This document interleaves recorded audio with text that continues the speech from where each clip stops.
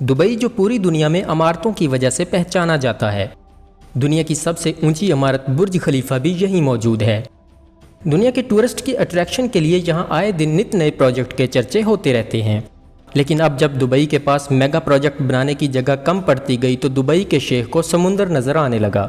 اب کی بار اس پروجیکٹ میں سمندر کو شامل کیا گیا تھا، جس میں سمندر میں آرٹیفیشل آئی لینڈ بنائے جانا تھے، جن میں 3 پام کے درخت کی شکل کے آئی لینڈ تھے۔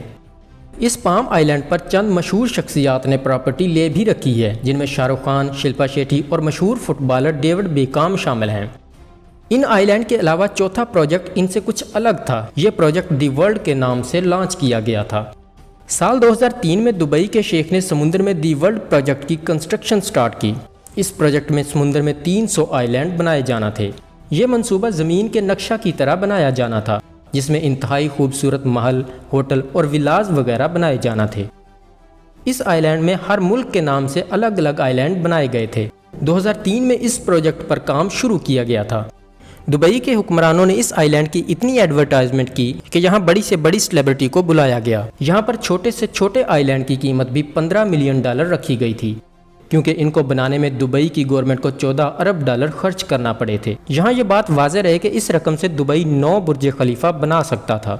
ان آئی لینڈ کی تعمیر مکمل ہونے سے پہلے ہی 60% آئی لینڈ بک گئے تھے، لیکن یہ پروجیکٹ ناکام رہا۔